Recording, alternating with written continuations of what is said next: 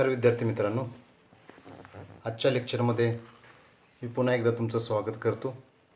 आपण या तिसऱ्या सेमिस्टरमध्ये पहिल्या युनिटमध्ये आपण फॅमिली बिझनेस याचा अभ्यास करतोय. आपण फॅमिली बिझनेस संदर्भात महत्त्वाची प्रस्तावना आपण लक्षात घेतली, इन डिटेलमध्ये अर्थव्याख्या लक्षात घेतले. फॅमिली बिझनेसचं जे महत्त्व आहे ते महत्त्व आपण लक्षात घेतलं आणि त्यानंतर त्याचे जे प्रकार आहेत, अर्थात ते प्रकार फारसे सखोलात आहेत असं नाही, ते लक्षात घेतले. त्यानंतर फायदे लक्षात घेतले आणि आज आपण थोडंसं त्याच्यात दोष किंवा तोट्यांचा, डिसॲडव्हान्टेजचा थोडासा विचार आपण या ठिकाणी करतोय. तर कौटुंबिक व्यवसायाचे काही गंभीर व न संपणारे तोटे सांगितले जातात. आता आपण कालच्या याच्यामध्ये आपण लक्षात घेतलं, एक उदाहरण बजाज यांचं घेतलं होतं की त्या कुटुंबाने 15 नियम केलेले होते आणि त्या 15 नियमांचा त्या संपूर्ण कुटुंबाने पालन केल्यामुळं ते कुटुंब टिकून राहील. असं त्या कुटुंब व्यवसायामध्ये, त्या कुटुंबामध्ये जर कर्त्या पुरुषानं अशा काही परंपरा, ट्रॅडिशन आपण म्हणतो, किंवा आता ते नियमांच्या स्वरूपातच असं नाही, तर अशा काही त्या कुटुंबाच्या संदर्भात जर अशा काही गोष्टी निश्चित केल्या असतील, अशा काही ठरवल्या असतील, तर त्या कुटुंबाचा एकसंघपणा टिकून राहतो. अन्यथा मग आता आपण पाहिलं की दुसऱ्याच पिढीमध्ये अंबानींचं विभाजन झालं आणि दुर्दैवाने त्यातील एक भाऊ हा पूर्णपणे दिवाळखोरीमध्ये गेला. म्हणजे हे तोटे जे आहेत, आणि काही वेळा जर तसाच उद्योग क्लेश संघर्ष असताना तसाच उद्योग काही काळ चालू ठेवला तर त्याचे अनेक दुष्परिणाम, गंभीर परिणाम आपल्याला पाहायला मिळतात. अशी उदाहरणं आपल्याकडं भरपूर मोठ्या प्रमाणावरती असल्याचे पाहायला मिळते. कौटुंबिक व्यवसायाची बलस्थाने वेगवेगळी असतात, कारण त्या कुटुंबानं त्या स्वतःच्या जो काही त्यांचा संस्थापक असतो, मूळ मुख्य पहिली पिढी, त्याने अतिशय कष्टातून, अपार कष्टातून, कठोर परिश्रमातून तो व्यवसाय स्थापलेला असतो, उभा केलेला असतो. पुढच्या पिढीने तो नावारूपाला आणायचा असतो, त्याच्यात वाढ विस्तार करायची असते. पण हे सर्व करत असताना त्या पहिल्या पिढीनं काही स्ट्रॉंग किंवा स्ट्रेंथ त्या व्यवसायाच्या निर्माण करून ठेवलेले असतात. भले ते सिक्रेट स्वरूपामध्ये असतील, त्यांच्या त्या कुटुंबाचं तो व्यवसाय करण्याची हातोटी असेल, त्या स्वरूपामध्ये ते निर्माण करून ठेवलेले असतात. म्हणून त्याला आपण त्या व्यवसायाची बलस्थाने म्हणतो. आता अर्थात ही कुटुंबानुसार ही बलस्थाने वेगवेगळी असणार आहेत, एक समान नसणार आहेत. त्याप्रमाणे त्यांच्या दुर्बलताही वेगवेगळ्या असतात. जशी बलस्थाने वेगवेगळी आहेत तशी दुर्बलस्थानं सुद्धा वेगवेगळी आहेत. आपण बघा, मी व्यायाम करतो, मी हे करतो, मी ते करतो, हे आपण दुसऱ्याला सांगतो. दुसरा पण सांगतो, मी असं करतो, मी तसं करतो. मग त्याच्या सांगण्यामध्ये आणि आपल्या सांगण्यामध्ये फरक पडतो. मी व्यायाम करतो, मी समजा 100 सूर्यनमस्कार घालतो म्हणून दुसऱ्याला येतील, किंवा दुसरा घालतो म्हणून मला येतील, असं नाही. तुमची कॅपॅसिटी वेगळी आहे, तुमची बलस्थाने वेगळी आहेत, तुमची दुर्बलता वेगळी आहे. तशी कुटुंब व्यवसायाची सुद्धा बलस्थानं वेगळी आणि दुर्बलस्थानं वेगळी असतात. विकनेसेस म्हणतो आपण त्याला. कौटुंबिक व्यवसायाच्या अपयशाला अनेक बाबी कारणीभूत असतात. आता ह्या अनेक बाबी आहेत, या ठिकाणी आपण काही सगळ्या बाबी लक्षात घेऊ शकत नाही. काही ठराविक आणि आपल्या व्यावसायिक किंवा व्यवस्थापनाच्या दृष्टिकोनातून जेवढ्या आहेत आपण तेवढ्या लक्षात. काही त्यांच्या घरगुती कौटुंबिक बाबी असतात, त्या सखोलामध्ये आपण जाऊ शकत नाही. तर त्यातल्या काही बाबींचा आपण या ठिकाणी अभ्यास करूया. त्यातली पहिली बाब आहे म्हणजे ताठरता, ज्याला रिजिडी म्हणतो. कारण फ्लेक्झिबिलिटी खूप महत्त्वाची असते. दिवसेंदिवस परिस्थिती बदलली असते, परिस्थितीप्रमाणे बदलत जाणं त्याला लवचिकता म्हणतात, आणि परिस्थितीप्रमाणे न बदलणं त्याला ताठरता म्हणतात. मग कुटुंब व्यवसायाच्या संस्थापकांनी त्यांच्या कौशल्याच्या आणि परिश्रमाच्या आधारावरती त्या व्यवसायाची स्थापना केलेली असते, त्या व्यवसायाचा विस्तार केलेला असतो. असे संस्थापक बऱ्याच वेळेला आपण पाहतो की काळानुरूप बदलत स्वीकारत नाही. ते म्हणतात की आमच्या काळामध्ये असं होतं, पुढची पिढी म्हणते नाही आता तसं राहिलेलं नाही. मग त्यामुळं असं होतं की काही कौटुंबिक व्यवसायाच्या जो काही दारावून जाणं हे वेळेच्या बोगद्यात गेल्यासारखं असू शकतं. जुने लोक नवीन बदल आणि तत्त्वे स्वीकारण्यास फारसे उत्सुक नसतात. किंबहुना हा जो 50 ते 60 किंवा 70च्या दशकामधला जर असेल तर तो अजिबातच बदलायला तयार होतो. कारण 90च्या दशकानंतर व्यवसायाच्या सर्वच गोष्टीमध्ये आमूलाग्र स्वरूपाचे बदल झालेले आपल्याला पाहायला मिळतात. खरं वास्तविक 70च्या दशकामध्येच ती सुरुवात झाली, पण प्रत्येक गोष्ट भारतामध्ये जगापेक्षा 20 वर्ष लेट आली. इंटरनेट लेट आलं, कॉम्प्युटर लेट आला. लेट आला म्हणण्यापेक्षा आम्हाला ती टेक्नॉलॉजी त्या परदेशी कंपन्यांनी दिली, म्हणजे त्या देशाने दिली नाही. आपल्याला सुद्धा माहीत आहे चीन आपल्याला कॉम्प्युटर द्यायचा नाकारला. सुपर कॉम्प्युटर आपल्या विजय भटकर आणि त्यांच्या टीमने महासंगणक तयार केला. म्हणजे ह्याच्यामध्ये बरीचशी वस्ती गेली. बदल केवळ नेहमीच अडथळे किंवा व्यावसायिक जोखमी उत्पन्न करत असतात असं नाही. काही बदल खूप फेवरेबल असतात, किंवा मेजॉरिटी बदल हे फेवरेबलच असतात. मग संस्थापकांनी निर्माण केलेल्या तत्त्वज्ञानाला, व्यवहाराला ते बदल बाधित करतात. म्हणजे ही ताठरता जर कायम ठेवली तर त्या व्यवसाय अगदी बंद पडण्यापर्यंत किंवा दिवाळखोरीपर्यंत जाण्यापर्यंत परिस्थिती निर्माण होते. दुसरा मुद्दा आहे तो कालबाह्य कौशल्य. कौटुंबिक व्यवसाय वापरीत असलेले कौशल्य पिढ्यानपिढ्या हे बऱ्याचदा कालबाह्य असतात. तंत्रज्ञानाच्या विकासामुळं किंवा बाजारपेठेतील बदलामुळं ही कौशल्यसुद्धा पटकन कालबाह्य ठरतात. उदाहरणार्थ टायपरायटर उत्पादकावरती वर्ड प्रोसेसिंग टेक्नॉलॉजीचा प्रभाव. टायपरायटर राहिलेत का आज? नाही. कॉम्प्युटर आले, कीबोर्ड आला. यासारख्या तीव्र बदलामुळे आपल्याला माहिती आहे, मी चांगलं उदाहरण देतो तुम्हाला, नोकिया मोबाईल्स. सुरुवातीला ज्यावेळेला मोबाईल आपल्याकडे आले त्यावेळेला नोकियाचा हँडसेट खूप प्रसिद्ध होता. रफ अँड टफ आणि स्वस्त, आणि त्याला फाईट करणार होता सॅमसंगचा. तो महाग असायचा, त्याच्या किमती जास्त असायच्या, पण त्याची क्वालिटी चांगली असायची, पण त्याची बॅटरी कॅपॅसिटी कमी असायची. नोकियाची कॅपॅसिटी जास्त असायची, पण नोकियानं बदल केला नाही, सॅमसंगनं बदल केला. त्यामुळे सॅमसंग कंपनीचा हँडसेट आजही बाजारात आहे. पण नोकियाचे राहिलेत का? नाही राहिले. त्या मागोमागनं सोनी आले, बाकीचे भरपूर आलेत. माझ्यापेक्षा तुम्हाला त्याच्यातली जास्त डिटेल माहिती आहे. मग हे बदल स्वीकारले नाही. नोकियाना त्यांचा व्यवसाय दुसऱ्या व्यवसायामध्ये मर्ज करावा लागला, बंद करावा लागला. का? तुम्ही ती नवीन टेक्नॉलॉजी अडॉप्ट केली नाही म्हणून, बदल अडॉप्ट केले नाहीत म्हणून. आता सूक्ष्म बदलांनाही योग्य प्रतिसाद न दिल्यास कौटुंबिक व्यवसायाचे मोठे नुकसान होते. हे आजच्या 21व्या शतकात आपण लक्षात घ्यायला पाहिजे. तिसरा आणि महत्त्वाचा मुद्दा येतो कौटुंबिक संघर्ष. आता संघर्ष कुटुंबामध्ये असतात, पण ते संघर्ष टोकाला जाऊ नयेत, त्याचं वेळीच परिमार्जन व्हावं, ते संपावेत किंवा ते उत्पन्न होऊ नयेत, या दक्षता प्रमुख व्यक्तींनी घेणं आवश्यक असतं. कौटुंबिक व्यवसायाची सर्वात महत्त्वाची आणि मोठी समस्या हीच आहे. कुटुंबातील परस्पर संबंध असतील, त्यांचा दीर्घ इतिहास असेल, एकमेकाबद्दलचा तिरस्कार असेल, भांडणं असतील, दीर्घकाळामध्ये चालत आलेल्या तक्रारी असतात. ह्या तक्रारी विशेषतः बायकांच्यामध्ये जास्त असतात. एक वेळ पुरुष एकमेकांना समजून घेतात, पण लेडीज त्या समजून घेत नाही. आपण बघितलं बजाज कुटुंबामध्ये स्त्रियांनी ज्वेलरीवरती किती खर्च करायचा हे सुद्धा ठरलेलं आहे.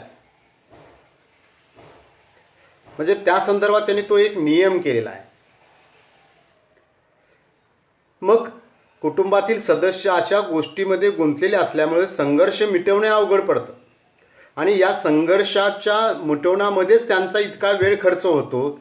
व्यवसायाकडे मग वेळ त्यांना द्यायला कमी मिळतो किंवा व्यवसायावरती सुद्धा त्या मानसिकतेचा परिणाम होतो. भविष्य काळामध्ये तो व्यवसाय अडचणीमध्ये येतो.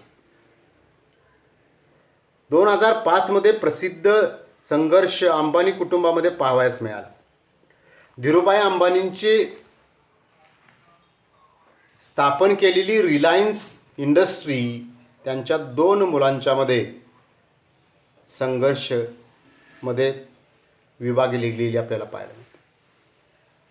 संघर्ष हा कुटुंब व्यवसायाचा खूप मोठा तोटा समजला जातो. चौथा आहे असंघटित कारभार. कामगार झाले तिथं कारभार पाहिजे.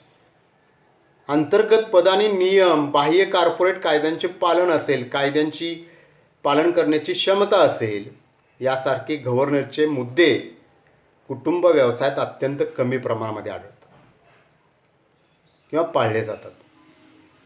विश्वास ठेवण्याच्या कारणास्तव कुटुंब व्यवसायात या गोष्टी कमी गांभीर्याने घेतल्या जातात, परंतु त्याची मोठी हानी पोचू शकते. उदाहरणार्थ सॅमसंग समूह ज्यांचे अध्यक्ष ली कुन ही यांना 2008 साली कर चुकेगिरी व विश्वासार्हतेच्या आरोपाचे उल्लंघन केल्याचा आरोप झाल्याने राजीनामा द्यावा लागला होता. अशा परिस्थितीत त्यांचा हा चुकीचा कारभार त्यांना खूपच महागात पडला. तरीसुद्धा तो आज उद्योग समूह टिकून असलेला आपल्याला पाहायला मिळतो. पण त्याचे फटके बसले, नुकसान सहन करावं लागले.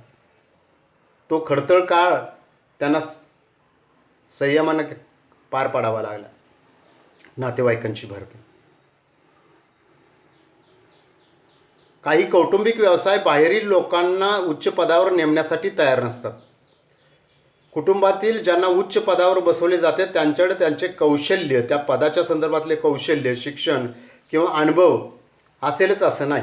असेल तर तो व्यवसाय पुढे जातो आणि त्यामुळे व्यवसायाच्या यशावर त्याचा दूरगामी परिणाम होतो. जर ते कौशल्य नसेल तर व्यवसाय अडचणीत येऊ शकतो. रेमंडचं आपण उदाहरण बघू शकतो. त्यांची कामगिरी आणि क्षमता व्यवसायाला यशस्वी करण्यात कमी पडत असेल तर कनिष्ठ स्तरावरील चांगल्या कौशल्यवान लोकांना व्यवसायात टिकवून ठेवणे अशक्य होते. बॉस मूर्ख असेल, कौशल्य नसणारा असेल, कमी शिकलेला असेल, अनुभवी नसेल, त्याच्याकडे ती क्षमता नसेल, पण कनिष्ठाकडे असेल आणि ते बाहेरचे असतील तर त्या मालकाला काहीच कळत नाही, असं सहजपणे ते बोलून जातात. त्यामुळं नातेवाईकांची भरती करायला हरकत नाही, पण त्या पदाला ते पात्र असायला पाहिजेत. त्या पदाची पात्रता त्यांच्याकडे असायला पाहिजे. ज्ञान, क्षमता, अनुभव, शिक्षण त्यांनी त्या संदर्भातलं घेतलेलं असायला पाहिजे. वारसा हक्काचे नियोजन हा खूप महत्त्वाचा मुद्दा आहे. एका पिढीकडून दुसऱ्या पिढीकडे जात असताना या गोष्टी खूप महत्त्वाच्या असतात. बरेच कौटुंबिक व्यवसाय वारसा हक्काचे नियोजन करण्यात अपयशी ठरतात. जेव्हा संस्थापकांना निवृत्त होण्याची वेळ येते तेव्हा पुढच्या पिढीला ही जबाबदारी स्वीकारावी लागते. परंतु त्यासाठी पुढची पिढी सक्षम नसेल किंवा ती तयार नसेल तर अडचणी निर्माण होऊ शकतात. मजबूत किंवा चांगल्या स्वरूपाची उत्तराधिकारी योजना नसल्यास जोखमीमध्ये मग कमकुवत नेतृत्व असेल, कौटुंबिक खर्च असेल, आर्थिक किंवा कायदेशीर अडचणी असतील, या मग वाढत गेलेल्या आपल्याला पाहायला मिळतात. हुंडाई मोटारचे संस्थापक चुंग जू यंग यांनी 1999 साली आपला मुलगा चुंग मॉन्ग कू याला आपला उत्तराधिकारी नेमला. त्यानंतर फक्त 1 वर्षानंतर चुंग मॉन्ग कूने आपल्या वडिलांच्या पद सोडण्याच्या आदेशाला नाकारले. 2007 साली कोरियन सरकारकडून कॉर्पोरेट ईस्ट खरेदी करण्यासाठी चुंग मॉन्ग कू यांना कंपनीकडून निधीची रक्कम चोरल्याबद्दल दोषी ठरवण्यात आले. या संदर्भात मी तुम्हाला आणखी एक चांगलं उदाहरण देऊ शकेल. गुजरातमधले एक हिरे व्यापारी, हजारो कोटीचा टर्नओव्हर, एकुलता एक मुलगा, पण त्याला व्यवसायामध्ये आणण्यापूर्वी त्याला शिकवलं पूर्ण, अगदी परदेशात शिकून सुद्धा. आता त्याला व्यवसायामध्ये त्याचं प्रवेश करायचा होता, पण त्याच्या अगोदर त्यांनी काय केलं की त्याच्याकडचे सगळे पैसे काढून घेतले, अंगावरचे कपडे फक्त त्याच्याजवळ ठेवले आणि एक दिवस पुरेल एवढं त्याला अन्न दिलं आणि त्याला केरळला पाठवलं.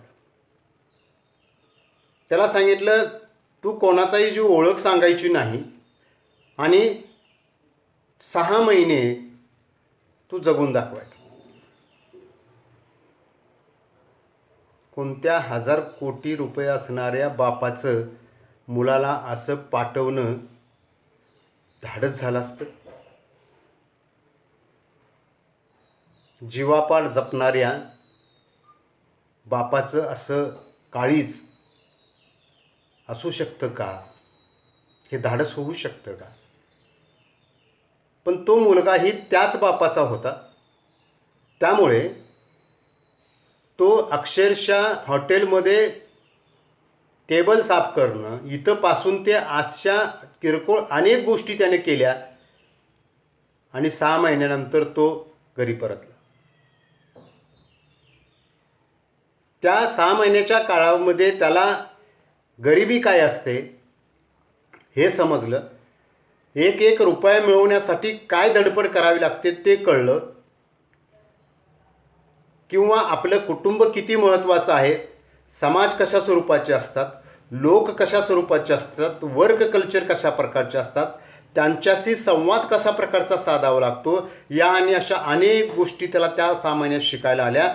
आणि मग बापाने त्याला त्याचा तो 1000 कोटीचा व्यवसाय त्याच्याकडे सोपवला.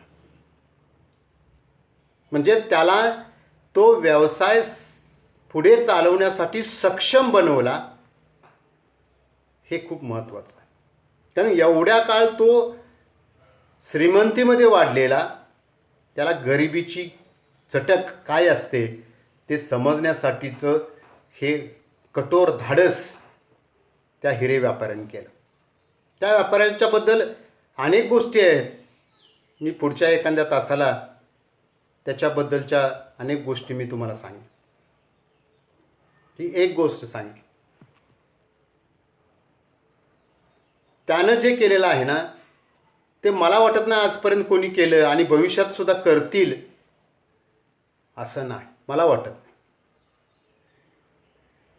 मी काल तुम्हाला एक उदाहरण सांगितलं की 1000 कोटी असणारा व्यवसाय असणारा मालक त्याच्या ड्रायव्हरच्या अंत्यसंस्काराला जातो. ही निष्ठा असते लक्षात घ्या एकमेकावरची. त्यामुळं वारसा हक्काचं नियोजन जे असतं ना ते खूप महत्त्वाचं असतं आणि ज्यानं ते संपत्ती मिळवून ठेवली आहे त्यानंच ते करावं. पुढच्या पिढीला ते करणं शक्य नसतं. मी अनेक उदाहरण सांगेन. मी म्हणजे एक तत्त्वज्ञान आहे प्लेटो नावाचा, त्याच्याकडे 2 भाऊ गेले की आमची वाटणी करायची. प्लेटो म्हणला ठीक आहे, तुमच्यापैकी मोठा कोण? तर जो मोठा होता तो म्हणला मी मोठा. त्याला सांगितलं तू 2 समान वाटण्या कर, तुला ते अधिकार, आणि त्यानंतर 2 दिवसांनी माझ्याकडे ये. धाकट्याला वाटलं सगळं आता हे वाटण्या हा करणार म्हणजे हेच सगळं दाबणार, ह्याला पाहिजे तसं घेणार. पण प्लेटोने काय सांगितलं तर 2 समान वाटण्या कर, तुला अधिकार दे, तू ठरवायचं 2 कसे करायचे. 2 दिवसांनी तर गेल्यानंतर प्लेटो त्या लहान भावाला म्हटले मोठ्या भावाने 2 वाटण्या केलेल्या आहेत, आता तुला अधिकार त्याच्यातली एक वाटणी निवडण्याचा, तू निवड. बघा दोघांना समान न्याय दिला. पहिला कारभारी होता त्याला अधिकार दिला काय, तू 2 वाटण्या कर. आणि धाकट्याला काय अधिकार दिला, त्याला निवडीचा अधिकार दिला. त्याला वाटण्या करायचा अधिकार दिला नाही, पण निवडण्याचा अधिकार दिला. दोघांचंही समान. आता मोठा भाऊ म्हणू शकतो का तू घेतलेस त्याच्यात जास्त आहे? अरे तूच केलेस ना 2 भाग. आता या तत्त्वानं जर आमच्याकडे वाटण्या व्हायला लागल्या तर वाद होण्याचा प्रश्नच येत नाही. तत्त्वज्ञ त्याला का म्हणतात, तत्ववेत्ता का म्हणतात, फिलॉसॉफर का म्हणतात, कशा जबरदस्त सोल्युशन त्यानं दिलं पहा. मालकीचे धोके. कौटुंबिक व्यवसायाचे सदस्य व्यवसायाला सतत फायदा व्हावा म्हणून त्याच्यावरती कंट्रोल ठेवायचा प्रयत्न करतात. सतत पैशाची आणि फायद्याची मिळकत व्हावी म्हणून त्यांची धडपड चाललेली असते. परंतु निष्क्रिय एखादा त्यातला सदस्य असेल तर अशी मिळकत कमी झाल्यास ते मालकांना जाब विचारू लागतात. त्यामुळं कुटुंबामध्ये एक वाक्यता, सुसंवाद असेल, वचनबद्धता असेल, ही राहत नाही. मी जास्त करतोय, तो कमी करतोय, मला कमी त्याला जास्त, तो काहीच करत नाही, त्याला तरी तुम्ही देताय. हा जो प्रश्न आहे ना, तो मिटवायला पाहिजे. वेळीच मिटवायला पाहिजे. सुरू होण्याच्या पूर्वीच मिटवायला पाहिजे. सुरू होताच मिटवायला पाहिजे. त्याचं उग्र स्वरूप होण्याच्या अगोदरच ते मिटवायला पाहिजे. संघर्षाला सुरुवात इथूनच होते. तो संघर्ष वेळीच गाडला गेला पाहिजे, नाहीतर व्यवसाय बंद पडू शकतो. शेवटचा मुद्दा, नियंत्रणातील संदिग्धता. प्रत्येक उद्योजकाला आपल्या व्यवसायावर नियंत्रण ठेवायचं असतं. मग ते कौटुंबिक व्यवसाय असू दे, कुठलाही व्यवसाय असू दे. व्यवहारात असं नियंत्रण विश्वासू आणि जवळच्या लोकांच्यावरती अवलंबून असतं. मी एकटा काही करू शकत नाही हो. मला अनेक लोकांचं सहकार्य लागतात. ते सहकार्य जे असतात ते विश्वासू लागतात. मनापासून तुम्हाला मदत करणारे, सहकार्य करणारे आवश्यक असतात. भागधारक मात्र असं नियंत्रण ठेवू शकत नाहीत. कंपनी असेल तर, लिमिटेड, प्रायव्हेट लिमिटेड असेल, कारण त्यांना ते मोठ्या प्रमाणावरती शक्य होत नाही. त्यामुळे कौटुंबिक व्यवसाय नियंत्रणात संदिग्धता निर्माण होते. एकट्याचा एकल व्यापार असेल, एकट्याचा प्रोप्रायटरी बिझनेस असेल तर ठीक आहे, ते कंट्रोलिंग राहतं. परंतु एकाच्या आधारावरती दुसरा, दुसऱ्याच्या तिसऱ्या, असं 8-10 खाली एकमेकांच्यावर आधारित असतं, तर त्या खालच्याच्या वरती विश्वास कसा ठेवायचा? या 10-12च्या चेनमध्ये एखादा जरी प्रॉब्लेमॅटिक निघाला तर मग ती चेनच सगळी कोलॅप्स होते. आंब्याच्या पेटीमध्ये एक आंबा नसला तर चांगल्या आंब्याचा वास येत नाही, नासलेल्या आंब्याचा वास येतो. तसं एखादा प्रॉब्लेमॅटिक झाला तर तो बाकीच्या 9 लोकांना प्रॉब्लेमॅटिक करतो. कौटुंबिक व्यवसाय हे प्रामुख्याने त्या कुटुंबातील सदस्यांचा जो सहभाग असतो, अत्यंत वैयक्तिक जे संबंध असतात, निष्ठा जी असते एकमेकाबद्दलची, वचनबद्धता जी असते, आणि सगळ्यात महत्त्वाचं लवचिकता जी असते, याच्या आधारावरती ते यशस्वी होताना पाहायला मिळतात. कौटुंबिक व्यवसाय दीर्घकाळ टिकणं हे किंवा टिकवून ठेवणं हे चॅलेंजिंग आहे, आव्हानात्मक आहे. कारण दीर्घकाळ यश मिटवायचं असेल, मिळवायचं असेल, आणि पिढ्यानपिढ्या आपण बघितलं, कोमुसुंगी असेल, कोमुगुमी असेल, त्यांनी 46वी पिढी होती. किंवा आणखी एक काल मी तुम्हाला उदाहरण सांगितलं, 46वी पिढी आहे. तर सामर्थ्याने तुम्हाला कमतरता ओळखणं आणि समजणं महत्त्वाचं आहे. कमतरता त्या कमी करायचा प्रयत्न करायला पाहिजे, सामर्थ्य आहेत ते आणखी बलवान करण्याचा प्रयत्न करायला पाहिजे. तर आणि तरच हा आपला जो कौटुंबिक व्यवसाय आहे तो पुढं आपण मोठ्या प्रमाणावरती पुढे नेऊ शकतो. अन्यथा आपण पाहतो की कौटुंबिक व्यवसाय जे असतात ते घरगुती कुरबुरी असतात, विशेषतः बायकांचे असतात, त्यांच्यामध्ये फार निर्माण होत असतात. कसं असतं, कुटुंबामध्ये 7-8 सदस्य असतील तर त्यातले 4 सदस्य त्या कौटुंबिक व्यवसायाच्या कामामध्ये गुंतलेले असतात, आणि 4 जे असतात ते गुंतलेले नसतात. जे गुंतलेले नसतात ना ते मापं जास्त काढतात, आणि जे काम करत असतात त्यांना त्याच्यातलं सगळं माहिती असतं, केलं तर काय होणार आहे, नाही केलं तर काय होणार आहे. पण एक घरात बसून जे काही डोकी लावत असतात ती डोकी महाभयानक असतात. म्हणून बघा, प्रत्येकाला ना त्याचा दिवस न गेलेला कळण्या इतपत त्याला काम असायला पाहिजे. बिनकामाच्या लोकांचे हे जे असतात ना, की त्यांची जी मतं असतात आणि त्यांचे जे काही उपदेवाप असतात ना, ते खूप डेंजरस असतात. कोणत्याही गोष्टीचा कसा बिमोड करायचा, त्याच्यामध्ये कसे अडथळे निर्माण करायचे, हे ह्या उपदेवी माणसाकडून तुम्ही शिकू शकता. आणि ज्याला काम असतं ना, त्याला फक्त कामाचाच विचार फक्तो, त्याला चुकीच्या गोष्टीचा विचारच त्याच्या मनामध्ये येऊ शकत नाही. जो काम करणारा मनुष्य असतो तो काम कसं करायचं याचं नियोजन करत असतो, आणि जो काम चुकवणार असतो तो काम कसं न करायचं याचं नियोजन करत असतो. आणि काम कसं करायचं नाही याच्यासाठी त्याच्या समोर अनेक नकारात्मक गोष्टी उत्पन्न होतात. कालांतरानं तो त्याच्यातच संपतो. विद्यार्थी मित्रांनो, हे जरी 7-8 मुद्दे असतील तर कौटुंबिक व्यवसाय अयशस्वी होण्यामागं किंवा दुसऱ्या पुढच्या पिढीकडं न जाण्याच्या अगोदरच बंद पडण्याची कारणं याच्यापेक्षा खूप वेगळे असू शकतात. आर्थिक गोष्टींचा या ठिकाणी विचार केलेला नाही. आर्थिक गोष्टींची विभागणी व्यवस्थित होत असेल, त्यांना त्यांच्या काही ठराविक गरजा पूर्ण करण्यासाठी 4 पैसे त्यांच्या हातामध्ये पडत असतील, कुटुंबाच्या सर्व सदस्यांच्यामध्ये, जे बजाज कुटुंबामध्ये केलेलं आहे, तर कौटुंबिक संघर्ष कमी होतात. कसं असतं, व्यवसायाचे प्रमुख जे असतात ना, कुटुंब व्यवसाय कसा चालावा याच्यासाठी फार प्रयत्नशील असतात, त्याच्याकडे त्यांचं जास्त लक्ष असतं. आणि कुटुंबातले हे जे बाकीचे बिनकामी काम करणारे, बिनकामी जे लोक असतात, त्या कुरबुरीकडे त्यांचं जर त्यांनी दुर्लक्ष केलं तर त्याच कुरबुरी पुढं मोठा संघर्ष निर्माण करतात.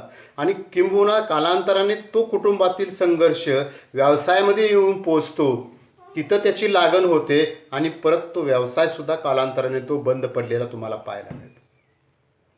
त्यामुळे आर्थिक असेल, मानसिक असेल, सण समारंभ साजरे करणे असतील किंवा अगदी छोट्या मोठ्या गोष्टींची खरेदी असेल, याच्यामध्ये काही तत्व, काही नियम, काही सूत्र किंवा काही प्रथा, परंपरा ह्या त्या कुटुंबामध्ये निर्माण झालेल्या असायला पाहिजेत. अन्यथा एखाद्याचं तोंड जरी विरुद्ध बाजूला केलं की तो व्यवसाय संपवल्याशिवाय राहत नाही. हे खूप या ठिकाणी महत्त्वाचं आहे. आणि एक छोट्या मगाशी आपण एका ठिकाणी लक्षात घेतलं की एखादी छोटी गोष्ट सुद्धा त्या व्यवसायाचं मोठं नुकसान करू शकते. म्हणजे कुटुंबाच्या त्या प्रमुखांनी किंवा त्या कुटुंबातल्या सदस्यांनी छोट्या अशा गोष्टीकडे सुद्धा दुर्लक्ष करता कामा नये. सर्वात महत्त्वाची, पैसा कमी जास्त असू दे, पण सर्वांची मानसिकता चांगली असायला पाहिजे आणि ती कायमस्वरूपी टिकली पाहिजे. परस्परातील संबंध असतील, वैयक्तिक संबंध असतील, हे कमालीचे चांगले असायला पाहिजे, दृढ असायला पाहिजे. तर आणि तरच कौटुंबिक व्यवसाय टिकू शकतो.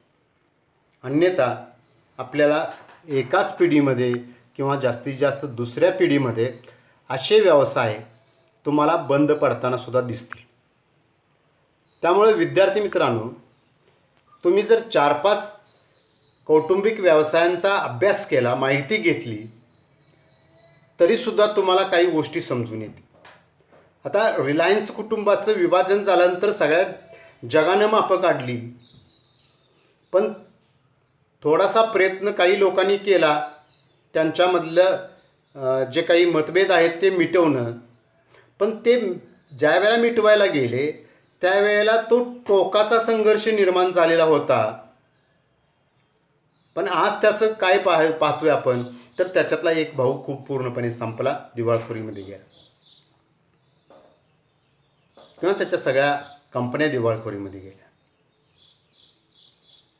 म्हणजे वेळीच ह्या गोष्टींची आता असं नाही की कौटुंबिक त्याच्यामध्ये संघर्ष होणारच नाहीत, अडचण निर्माण होणारच नाहीत, मतभेद होणारच नाहीत. होतात ना सर्वांच्यामध्ये, पती पत्नीमध्ये सुद्धा मतभेद होतात. पण ते त्या ठिकाणी सामोपचाराने असेल, वैचारिक पातळीवरती असेल किंवा मानसिकतेच्या पातळीवर असतील, ते त्या ठिकाणीच थांबवायचे असतात. तडजोड करून ते मिटवायचे असतात. अर्थात तडजोड करत असताना त्याचा अर्थसुद्धा आहे तड आणि जोड. त्यामुळं तडजोड करत असताना सुद्धा कुणाचं तरी नुकसान होतं हे लक्षात घ्यायला पाहिजे. त्यामुळं ते चांगल्या पद्धतीनं असे संघर्ष मिटवणं हे सुद्धा या ठिकाणी खूप महत्त्वाचं असतं.